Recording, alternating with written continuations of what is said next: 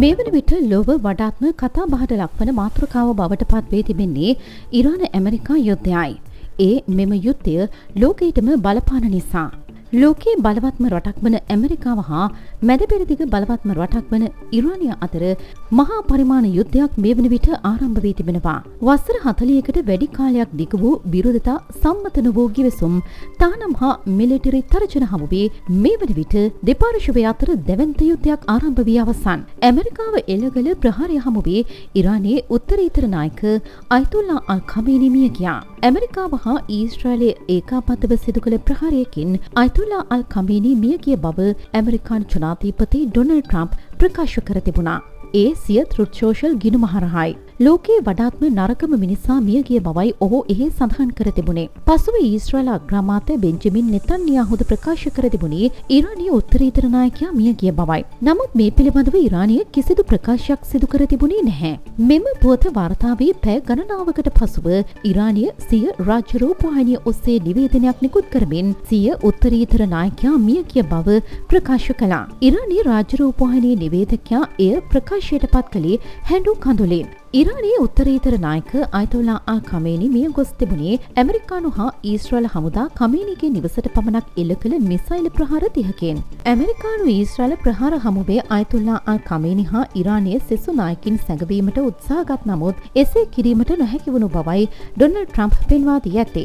අයතොල්ලා අල් ඛමේනිගේ ඝාතනයත් සමග ඉස්ලාමීය පාලනයෙන් මිදීමට ඉරාන ජනතාවට හැකි වනු ඇති බවත් ඉරාන විප්ලවීය ආරක්ෂක බලකාය හා පොලිසිය සාමකාමීව එරට දේශප්‍රේමීන් සමග එක්වනු ඇතැයි තමන් බලාපොරොත්තු වන බවත් ට්‍රම්ප් ප්‍රකාශ කර තිබෙනවා. ඇමරිකාව හා ඊශ්‍රායලය ඒකාබද්ධව එල්ල කළ ප්‍රහාරයකින් තම උත්තරීතර නායකයා මිය යාම සම්බන්ධයෙන් දරුණු ප්‍රතිප්‍රහාර මාලාවක් එල්ල කරන බවයි ඉරානයේ විප්ලවවාදී හමුදාව ප්‍රකාශ කර ඇත්තේ. ඉරානය අන් කවරදාකටත් වඩා තදින් පහර දෙනු ඇති බවට නිවේදනය කර තිබුණා. මීට ප්‍රතිචාර දක්වමින් ඇමරිකානු ජනාධිපති ඩොනල්ඩ් ට්‍රම්ප් සඳහන් කළේ ඉරානය ප්‍රහාර එල්ල කළහොත් කිසිදා දැක නැති බලවේගයකින් පහර දීමට ඇමරිකාව කටයුතු කරන බවයි. ඉරාන මාණ්ඩලික හමුදා ප්‍රධානී අබ්දුල් රහීම් මසූවිද ඇමරිකානු ඊශ්‍රායල ප්‍රහාර හමුවේ මිය ගොස් තිබුණා. ඉරාන ප්‍රහාර හෙලා තකමින් පාකිස්තානයේ ආරම්භ වී ඇති විරෝධතා මැද විරෝධතාකරුවන් විසින් එරට කරච්චි නුවර ඇමරිකානු තානාපති කාර්යාලයට කඩා වැදීමට උත්සාහ කර ඇති බවයි වාර්තා වන්නේ. විරෝධතාකරුවන් එම තානාපති කාර්යාලයේ චැනල් විදතමා ගිනි තැබීමටද උත්සාහ ගෙන තිබුණා. එහිදී ඇමරිකානු ආරක්ෂක අංශ විසින් වෙඩි තැබීමක් එල්ල කර ඇති බවයි විදෙස් මාධ්‍ය වාර්තා කළේ. ඉන් පුද්ගලයන් 8 දෙනෙකු මිය ගොස් තිබෙනවා. තවත් 30 දෙනෙකු තුවාල ලබා ඇති බවයි විදෙස් මාධ්‍ය වාර්තා කළේ. ඒ අනුව ඉරාන හමුදාව විසින් මැද පෙරදිග කලාපයේ රටවල් 9ක පිහිටේ ඇමරිකානු හමුදා කඳවුරු 27කට ප්‍රහාර මාලාවක් එල්ල කර තිබෙනවා. ඊට ඊශ්‍රායල ආරක්ෂක හමුදා මූලස්ථානය හා ටෙල් නොෆ් ගුවන් හමුදා කඳවුරද අයත්. එම ප්‍රහාර මාලාව සඳහා ඉරාන හමුදාව ඩ්‍රෝන හා මිසයිල් යොදාගෙන තිබුණා. ඉස්ලාමීය විප්ලවවාදී ආරක්ෂක බලකාය නිවේදනයක් නිකුත් කරමින් සඳහන් කළේ ඉරානීය උත්තරීතර නායකයා ඝාතනය කිරීමට ලබා දෙන පිළිතුර ඉතාමත් දරුණු හා වේදනාකාරී වනු ඇති බවයි. ඉස්ලාමීය විප්ලවවාදී ආරක්ෂක බලකාය වැඩිදුරටත් සඳහන් කර ඇති කුවේටි අබ්දුල්ලා මුබාරක් ප්‍රදේශයේ පිහිටි ඇමරිකානු නාවික හමුදා කඳවුරේ ගොඩනැගිලි සම්පූර්ණයෙන් විනාශ කර දැමූ බවයි. ඉන් ඇමරිකානු සිබළුන් විශාල පිරිසක් මිය ගිය බවත් එම ප්‍රහාරය සඳහා බැලිස්ටික් මිසයිල් 4ක් හා ඩ්‍රෝන 12ක් යොදාගත් බවයි එම බලකාය ප්‍රකාශ කර ඇත්තේ. එමෙන්ම ඇමරිකානු නෞකා සඳහා උණ්ඩ සහ ඉන්ධන රැගෙන ගිය නෞකා දෙකක් විනාශ කර දමා තිබෙනවා. ඩ්‍රෝන 4ක් හා ඉරාන කදර 380 වර්ගයේ මිසයිලයක් ඒ සඳහා යොදාගත් බවයි ඉරාන ආරක්ෂක බලකාය ප්‍රකාශ කළේ. මේ අතර ඕමානයේ මුසන්දම් සිට නාවික සැතපුම් 5ක් පමණ දුරින් පිහිටි තෙල් ප්‍රවාහන නෞකාවකටද ප්‍රහාරයක් එල්ල වී තිබෙනවා. මෙම තෙල් ප්‍රවාහන නෞකාව ගමන් කරමින් පැවතියේ පලාවෝ රාජ්‍යයේ දජය යටතේ. ප්‍රහාරයෙන් පුද්ගලයන් 4 දෙනෙකු තුවාල ලබා තිබෙනවා. 20 දෙනෙකුකින් යුත් නෞකාවේ මුළු කාර්ය මණ්ඩලය ඉවත් කිරීමට පියවරගෙන ඇති බවයි විදෙස් මාධ්‍ය වාර්තා කළේ. මේ අතර ඇමරිකාව හා ඊශ්‍රායල එල්ල කළ ප්‍රහාරවලින් ඉරානයේ ජ්‍යෙෂ්ඨ නිලධාරීන් 30 දෙනෙකු මිය ගොස් ඇති බව ඉරාන මාධ්‍ය තහවුරු කළා. ඉරානයේ උත්තරීතර නායක අයතොල්ලා අල් ඛමේනිගේ මරණය සැලවීමත් සමග රටවල් රැසක ඉරාන ජාතිකින් වීදි බැස්ස සිය සතුට සමරන ආකාරයේ විදෙස් පුවත් වාර්තා කළා. විදෙස් රටවල සිටින බොහෝ ඉරාන වැසියන් ප්‍රකාශ කළේ ඉරානය දැන් සාමකාමී හා නිදහස් රටක් වනු ඇති බවයි. ඉරානයේ පාලනය තාමකාලිකව මේ වන විට ත්‍රිපුද්ගල මණ්ඩලයකට පත් කර තිබෙනවා. එම ත්‍රිපුද්ගල මණ්ඩලයට ඉරානයේ ජනාධිපතිවරයා අධිකරණ ප්‍රධානියා හා ගාඩියන් කවුන්සිලේ නීතිවේදීන්ගෙන් එක් අයෙකු ඇතුළත්. එම මණ්ඩලයේ රටේ සියලුම නායකත්ව රාජකාරී තාවකාලිකව බාරගෙන තිබෙනවා. ඉරාන රජයේ බලවත්ම තැනැත්තා ලෙසින් සැලකෙන්නේ උත්තරීතර නායකයායි. ජනාධිපතිවරයා සිටින්නේ ඊට පහළින්. අයතොල්ලා අල් කමේනිගේ අභාවයෙන් පසු ඉරානයේ ඉස්ලාමීය පාලක මණ්ඩලයේ උත්සාහ ගනිමින් සිටින්නේ තවත් උත්තරීතර නායකයෙකු පත්කර ගැනීමට බවයි විදේශ මාධ්‍ය වාර්තා කළේ. ඉරානයේ පවතින ආණ්ඩුක්‍රම ව්‍යවස්ථාවට අනුව කමේනිගේ අනුප්‍රාප්තකයා තෝරාගත යුත්තේ පූජකයන්ගෙන් සැදුම්ලත් මෙම පාලක මණ්ඩලය විසින්. පූජකවරුන් 88 දෙනෙකුගෙන් මෙම පාලක මණ්ඩලය සමන්විතයි. මෙම පාලක මණ්ඩලයට පූජකින් තෝරා ගැනීම සිදුවන්නේ ජනතා ඡන්දයෙන්. එසේ වුවත් ඊට තරඟ කළ හැකි වන්නේ ඉරාන ඉස්ලාමීය ජනරජයට පක්ෂපාතීයිට පමණයි. එබැවින් බොහෝ සමාජකින් අයතොල්ලා අල් කමේනිමින් ඊටම දැඩි මතධාරීන් බවයි වාර්තා වන්නේ. ඔවුන් ඉක්මනින් නව උත්තරීතර නායකයෙකු තෝරාපත් කරගත යුතුයි. කෙසේ නමුත් ඇමරිකාවෙන් හා ඊශ්‍රායලෙන් එල්ලවන ප්‍රහාර හමුවේ ආරක්ෂිතව රැස්වීම ඔවුන්ට දුෂ්කර වී ඇති බවයි විදේශ මාධ්‍ය වාර්තා කළේ.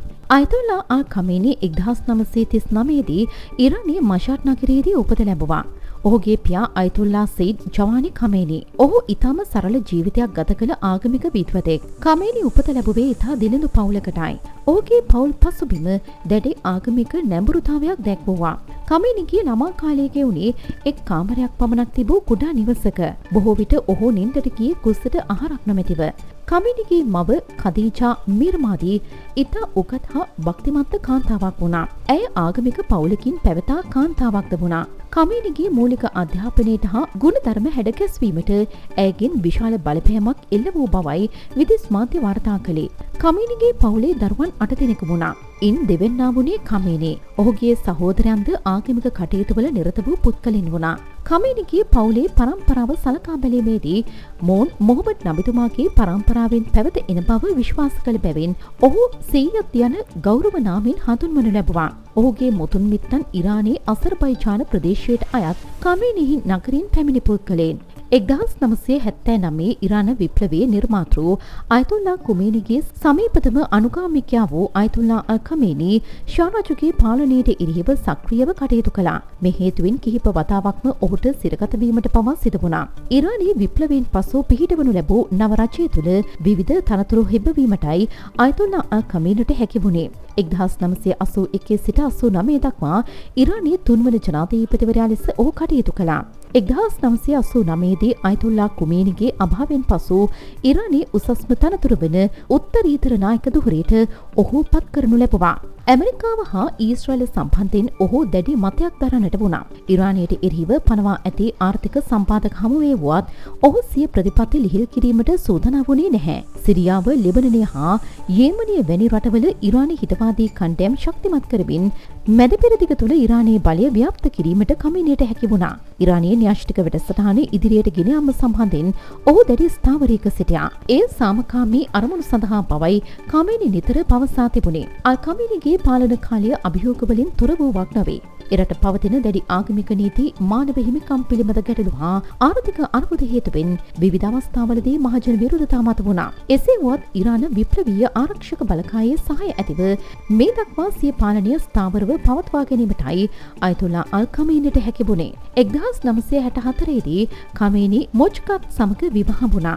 මෙම යුවලට දරුවන් 6 දෙනෙකු වෙනවා. පුතුන් සිව් දෙනාම පියාඹෙන්ම ආගමික අධ්‍යාපනය ලබා පූජකවරුන් ලෙස කටයුතු කරනවා. ඔහුගේ දරුවන් සාමාන්‍යයෙන් ප්‍රසිද්ධ දේශපාලන කරලියෙන් බැහැරව සිටීමට උත්සාහ කළත් ඔහුගේ දෙවෙනි පුත් මුජ්තබා කමේනි ඉරාන දේශපාලනය තුළ බලපෑම් එල්ල කළ පුද්ගලයෙක්. කමේනිගෙන් පසු ඉරානයේ උත්තරීතර නායකයා බවට පත්වීමට නියමිතව සිටියේ මොහොයි. විදේශ මාධ්‍ය වාර්තා කළේ ඇමරිකා ඊශ්‍රායල ප්‍රහාර වලින් මුජ්තබාද මිය ගිය බවයි. ඊට අමතරව කමේනිගේ දියණිය එම දියණියගේ දරුවන්ද ඇමරිකානු ඊශ්‍රායල ප්‍රහාර වලින් මිය ගොස් තිබුණා. ඉරාන ඇමරිකා සම්බන්ධතා බිඳ වැටුනේ 1979 දී සිදු වූ පෙරලියත් සමගයි. එතෙක් ඉරානයේ පාලනය කළේ මොහමඩ් රේසා පහලවි. ඔහු ඉරානයේ අවසන් රජ වුණා. ඔහු ඇමරිකානු අනුග්‍රහය ලබන නායකයෙක් වුණා. කෙසේ වෙත රුහල්ලා කමේනිගේ නායකත්වයෙන් යුත් ඉස්ලාමීය විප්ලවයේදී නව ආණ්ඩුවක් පිහිටුවා ගත්තා. එම විප්ලවයෙන් පසුව ටෙහෙරාන්හි ඇමරිකානු තානාපති කාර්යාලයේ දූත පිරිස වසරකට ආසන්න කාලයක් බන්ධනාගාරගත කෙරුණා. එමගින් ඇමරිකානු ඉරාන සම්බන්ධතා සම්පූර්ණයෙන්ම බිඳ වැටුණා. 2000 දශකයෙන් පසුව ඉරානයේ න්‍යෂ්ටික වැඩසටහන ලෝකීය අවධානයට ලක් වුණා. 2015 වසරේදී බැරක් ඔබාමාගේ නායකත්වය යටතේ ඇමරිකාව ඉරානය ඇතුළු රටවල් කිහිපයක් න්‍යෂ්ටික ගිවිසුමක් අත්සන් කළා. කෙසේ වෙතත් 2018 වසරේදී ඩොනල්ඩ් ට්‍රම්ප් එම ගිවිසුමින් ඉවත් වුණා. එය නැවත තදබල ආර්ථික තහනම් හා මිලිටරි තර්ජන ඇති කළා. 2020 වසරේදී ඇමරිකානු හමුදාව විසින් ඉරාන හමුදා නායකයෙකු වන කෝස්මාන් සොලයිමනි ඝාතනය කළා. මේ සිදුවුණේ බැග්ඩෑඩ්හි ඩ්‍රෝන ප්‍රහාරයකින්. ඉරානය පසුව ඇමරිකා හමුදා මූලස්ථානවලට ප්‍රහාරය එල්ල කළා. ඒ පත්වුණේ ලෝකයේම තුන්වන ලෝක යුද්ධයක් ගැන කතා කළ අවස්ථාවක් ලෙසයි. ඉරාන න්‍යෂ්ටික ගිවිසුම බිඳවැටීමෙන් අනතුරුව ඉරානයේ න්‍යෂ්ටික වැඩසටහන් දියුණු වුණා. 2025 වසරේ ජූනි මාසයේදී ඇමරිකානු හමුදාව ඉරානයේ න්‍යෂ්ටික හා හමුදා මධ්‍යස්ථාන වෙත ප්‍රහාරය එල්ල කළා. පසුගිය 28 වනදා ඇමරිකාව හා ඊශ්‍රායල යුද්ධ හමුදාව එක්ව ඔපරේෂන් එපික් ෆියුරි නමින් විශාල ප්‍රහාර මාලාවක් ආරම්භ කළා.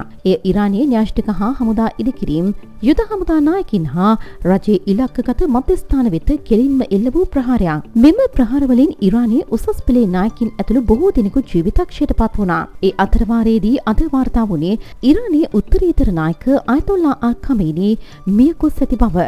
ඉරානයට එල්ල කළ ප්‍රහාර සම්බන්ධයෙන් ඇමරිකානු ජනාධිපති ඩොනල්ඩ් ට්‍රම්ප් ගත් ක්‍රියාමාර්ගය අගයමින් ඉරානයේ අවසන් රජුගේ පොත් රේසා පහලවි විශේෂ ප්‍රකාශයක් සිදු කර තිබෙනවා. රේසා පහලවි සිටින්නේ ඉරානයෙන් පිටුවහල් වී විදේශගතවයි. ඉරානය තුළ ක්‍රියාත්මක වූ ඉස්ලාමීය පාලන තන්ත්‍රයට එරෙහිව දැඩි පියවර ගැනීම තමන් අගය කරන බව ඔහු ප්‍රකාශ කර තිබෙනවා. ඒ සඳහා ඇමරිකානු ජනාධිපති ඩොනල්ඩ් ට්‍රම්ප්ට කෘතඥතාවය පළ කරන බවයි ඔහු ප්‍රකාශ කර ඇත්තේ.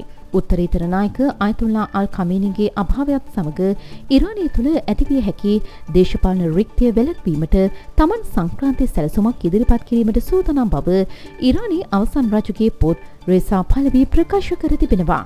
මෙවැනි නවතම විදේශ පුවත් පිළිබඳ දැන ගැනීම සඳහා අපගේ YouTube channel එක subscribe කරන්න.